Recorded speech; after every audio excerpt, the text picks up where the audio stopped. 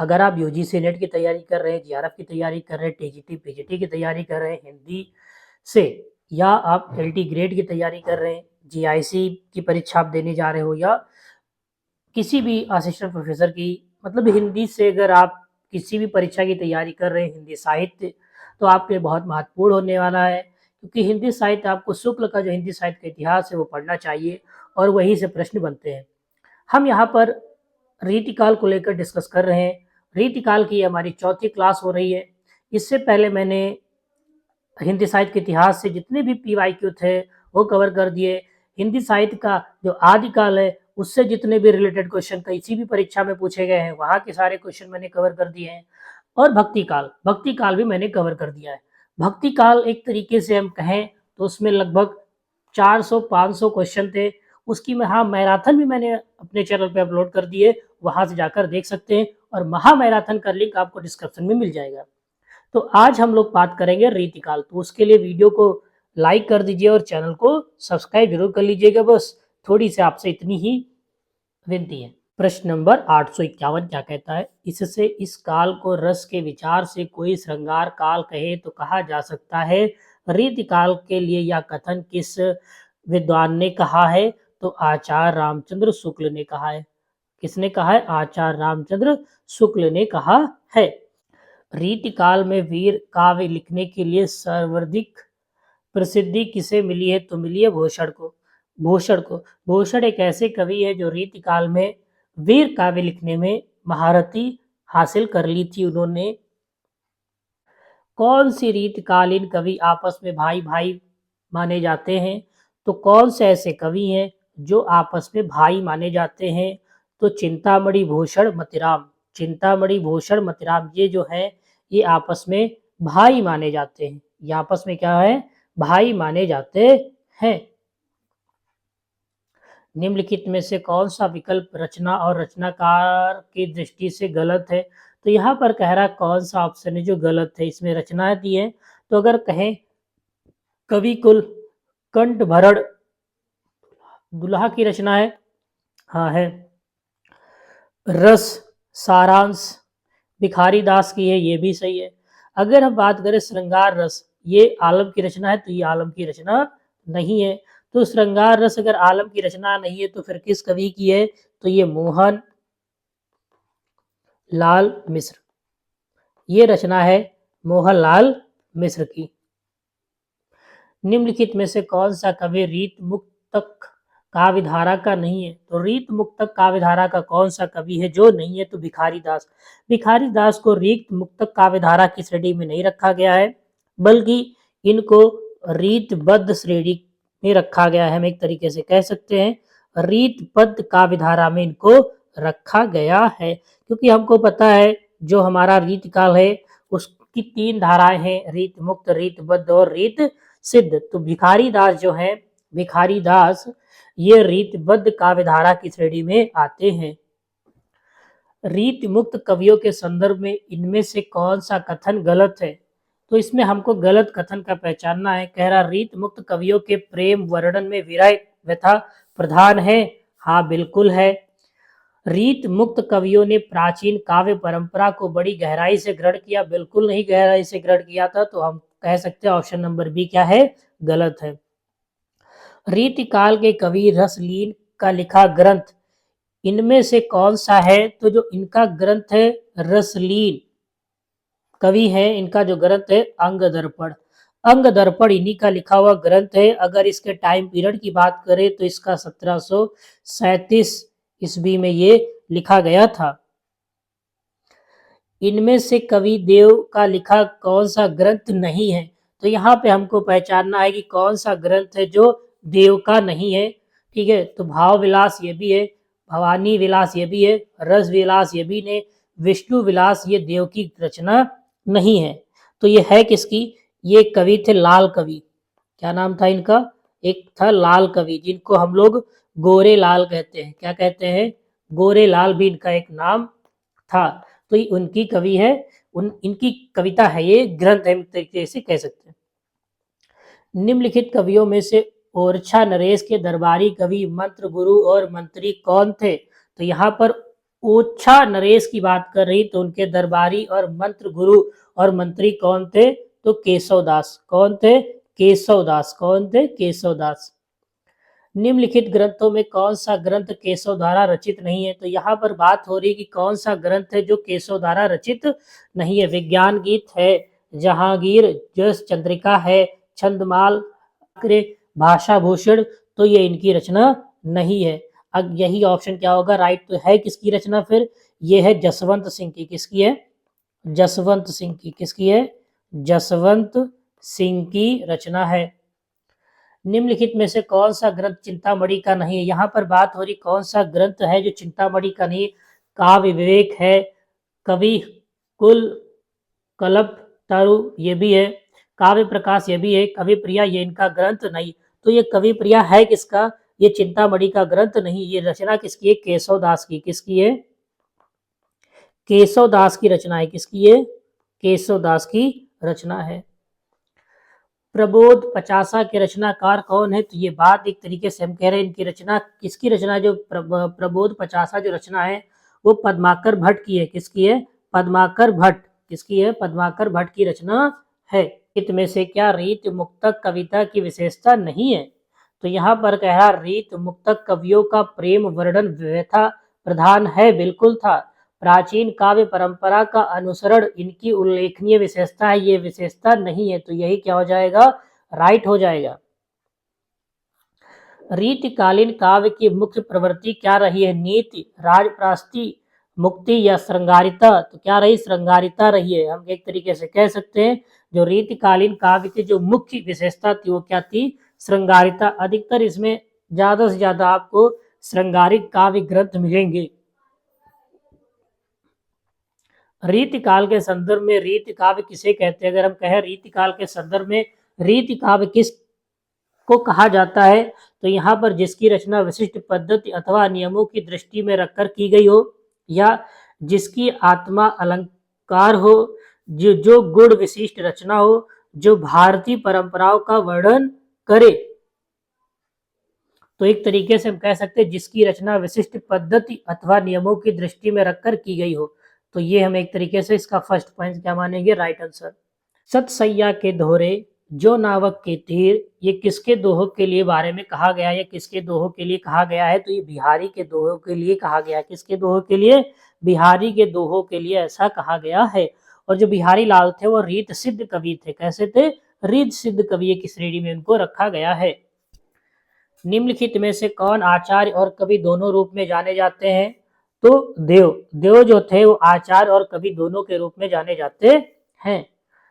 भैरव नायिका भेद किसकी रचना है? यहाँ बात करें भैरव नायिका भेद तो ये रचना है रहीम की। किसकी रचना है? रहीम की। काव्य निर्णय की रचना किसने की थी? तो काव्य निर्णय की रचना किसने की थी? भिखारी दास ने की थी। किसने की थी? भिखारी दास ने की थी। तो इसका राइट आंसर क्या होगा? भिखारी दास। घनानंद की काव्य भाषा कैसी थी? तो घनानंद की काव्य भाषा की बात करें तो उनकी काव्य भाषा थी ब्रज भाषा। उन्होंने अपने जितने भी ग्रंथ लिखे ज्यादा से ज्यादा उनके सारे ग्रंथ ब्रज भाषा में लिखे ही मिलेंगे। इसीलिए हम एक तरीके से कह सकते हैं जो घनानंद है वो रीति काल के रीत मुक्त कवि हैं। और शुक्ल जी ने इनके बारे में कहा था ये साक्षात रस मूर्ति और ब्रज भाषा काव्य के प्रधान स्तंभों में इनकी गिनती होती है।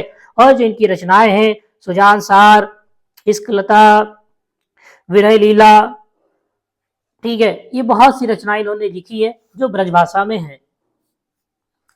रसिक प्रिया के रचनाकार कौन है? यहाँ पर बात हो रही रसिक प्रिया किसकी रचना है?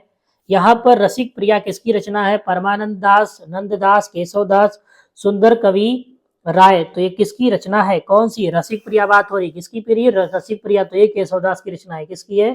केशवदास जी की रचना है। निम्नलिखित में से कौन सा कवि रीत मुक्त कवि नहीं है? यहाँ पर बात हो रही है निम्नलिखित में से कौन सा रीत मुक्त कवि नहीं है? यहाँ पर रीत मुक्त की बात कर रहा है। किसकी बात कर रहा है? रीत मुक्त। तो जो बिहारी है अभी बताए रीत मुक्त की श्रेणी में नहीं आते हैं। तो ये किस में आते हैं? रीत सिद्ध में आते हैं। किस में आते हैं? रीत सिद्ध। घनानंद की रचना नहीं है तो कौन सी रचना है जो घनानंद की नहीं है? सुजान सार ये है। साहित्य सार ये रचना घनानंद की नहीं। ये किसकी रचना है? ये रचना है मतीराम की। किसकी है? मतीराम। तो ऑप्शन नंबर सी क्या होगा? राइट होगा। निम्नलिखित में से कौन सी रचना सेनापति की है? तो यहाँ पर बात हो रही कौन सी रचना सेनापति की है? रसराज ये नहीं है, रम रसायन ये भी नहीं है, कवित्र रत्नाकर ये है। तो ऑप्शन नंबर क्या होगा? ऑप्शन नंबर आपका सी आपका राइट होगा। काव्य रसायन के रचयिता कौन है? तो काव्य रसायन के रचयिता कौन है? देव। कौन है? देव। कौन है? रे देव। कौन है? देव। निम्नलिखित में से कौन सा भूषण की रचना नहीं है? यहाँ पर बात हो रही निम्नलिखित में कौन सी रचना है जो भूषण की नहीं है? तो इसमें कौन सी रचना है भूषण की नहीं है? शिवा भवानी ये भी है, शिवराज भूषण ये भी है, छत्रसाल दशक ये भी है, तो रतन भवानी नहीं है। तो ऑप्शन नंबर क्या होगा? सी। ठीक है। तो लेकिन ये है किसकी फिर अगर हम बात करें तो ये किसकी रचना है? केशव दास की।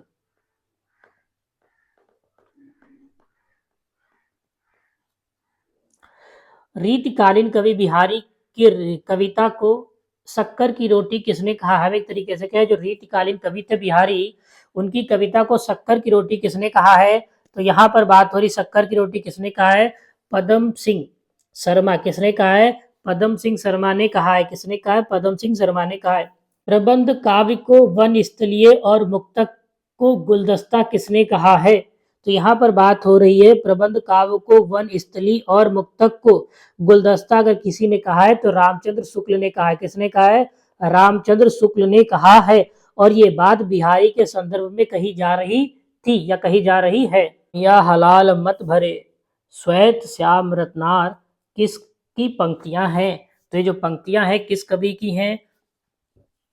सोमनाथ रसलीन, पद्माकर, या हम कह सकते हैं बिहारी की। तो किसकी हैं? रसलीन की कविता पंक्तियां किसकी हैं? रसलीन की। रस पीयूष निधि के रचनाकार कौन है? यानी ये जो ग्रंथ रस पीयूष निधि इसके रचनाकार कौन है? तो आचार्य सोमनाथ जी का ये क्या है? ग्रंथ है। कैसा है? इनका ग्रंथ है। मार्ग का ऐसा प्रवीण और धीर पथिक तथा जानदानी का ऐसा दावा रखने वाला ब्रज भाषा का दूसरा कवि नहीं हुआ है। आचार्य रामचंद्र शुक्ल ने किस कवि के बारे में ऐसा कहा है? और ये रीतकालीन कवि है, तो ये घनानंद के बारे में ऐसी चीज कही जा रही है रामचंद्र शुक्ल के वाणी द्वारा। जिस कवि में कल्पना का समाहार शक्ति के साथ भाषा की समाशक्ति जितनी अधिक होगी उतना ही वह मुक्तक की रचना में सफल होगा। यह क्षमता बिहारी में पूर्ण रूप से विद्वान थी। यह कथन मूलतः किस विद्वान का है? तो ये आचार्य रामचंद्र शुक्ल का कथन है। किसका है? आचार्य रामचंद्र शुक्ल का कथन है। ऐसे कौन सी विशेषता रीति मुक्त काव्य की मुख्य विशेषता नहीं है? यहाँ पर बात हो रही है रीति मुक्त काव्य एक तरीके से स्वच्छंदतावादी काव्य कहा भी जाता है। तो कौन नहीं है? शैल्पिक चमत्कार प्रदर्शन, ऑप्शन नंबर डी। किस कवि का यश उसकी रचनाओं के परिमाण के हिसाब से नहीं होता है बल्कि गुण के हिसाब से होता है? शुक्ल जी का यह कथन किस रीतकालीन कवि के संदर्भ में है? तो ये किस रीतकालीन कवि के संदर्भ में है? बिहारी। किसके संदर्भ में है? बिहारी। जन्म काल के अनुसार इन कवियों का सही अनुक्रम क्या होगा? अगर हम बात करें के देव केशव चिंतामणि देव पद्माकर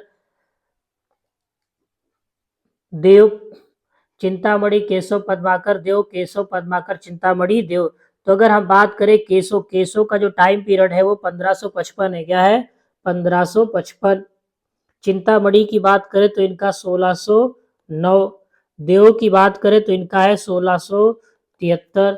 अगर हम पद्माकर की बात करें तो पद्माकर का जो टाइम पीरियड है वो है 1753। तो यही क्या होगा? हमारा राइट आंसर हो जाएगा।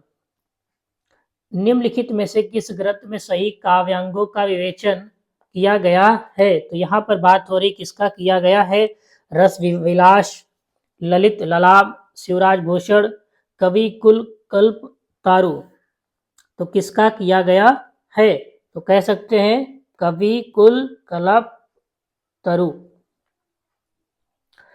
निम्नलिखित में से कौन सा ग्रंथ मतिराम द्वारा नहीं रचा गया है? यहाँ पर बात हो रही कि इसमें से कौन सा ग्रंथ है जो मतिराम द्वारा रचित नहीं है? तो कौन सा है? रस रहस्य। ये मतिराम की रचना। हिंदी रीत ग्रंथों की परंपरा चिंतामणि से चली है। अतः रीतिकाल का आरंभ उन्हीं से मानना चाहिए। यह किस कथन का लेखक का, या कह सकते हैं जो कथन है किस लेखक का है, तो आचार्य रामचंद्र शुक्ल ने, और चिंतामणि को इन्होंने ही रीतिकालीन काव्य का आरंभकर्ता माना है। राजा जसवंत सिंह के द्वारा रचित लक्षण ग्रंथ का नाम बताइए। तो महाराजा जसवंत सिंह के द्वारा रचित लक्षण ग्रंथ का नाम बताइए। तो भाषा भूषण। भाषा भूषण। जयपुर नरेश जगत सिंह के आश्रय में रहते हुए पद्माकर ने कौन सा लक्षण ग्रंथ लिखा था? तो कौन सा लक्षण ग्रंथ लिखा था? जगत विनोद, राम रसायन, हिम्मत बहादुर, प्रबोध पचासा। तो किसकी रचना लिखी थी? तो लिखी थी जगत विनोद। निम्नलिखित में से कौन सी रचना घनानंद की नहीं है? तो यहाँ पर बात हो रही कौन सी रचना है घनानंद की नहीं है, तो रस विलास, ये घनानंद की रचना नहीं है। उत्तर मध्यकाल का रीतिकाल नाम दिया गया है। तो उत्तर मध्यकाल को रीतिकाल नाम दिया है, तो किस कवि ने दिया है? तो यहाँ पर बात हो रही किसने दिया उत्तर मध्यकाल को रीतिकाल नाम, किसने दिया है? आचार्य रामचंद्र शुक्ल ने। जगत विनोद किस कवि की रचना है? तो ये बात तरीके से कह सकते हैं जगत विनोद किस कवि की रचना है? तो ये रचना है पद्माकर की। किसकी रचना है? पद्माकर की। मुक्त धारा में प्रमुख रहा है, तो क्या चीज रही है? श्रृंगार चित्रण। यानी हम एक तरीके से कहें जो रीतिकालीन की जितनी भी रचनाएं लिखी है रीतिकाल में, वो सब श्रृंगार परक है, यानी श्रृंगार से भरी हुई है। देवकृत देव चरित्र किसके जीवन से संबंधित प्रबंध काव्य है? तो यहाँ पर दो क्वेश्चन आपको समझ में आ रहे हैं। देव चरित्र कैसा है? प्रबंध काव्य है। और किसके संबंध में लिखा गया है? तो कृष्ण के संबंध में लिखा गया है। तो आज के लिए बस इतना ही। धन्यवाद। जय हिंद, जय भारत।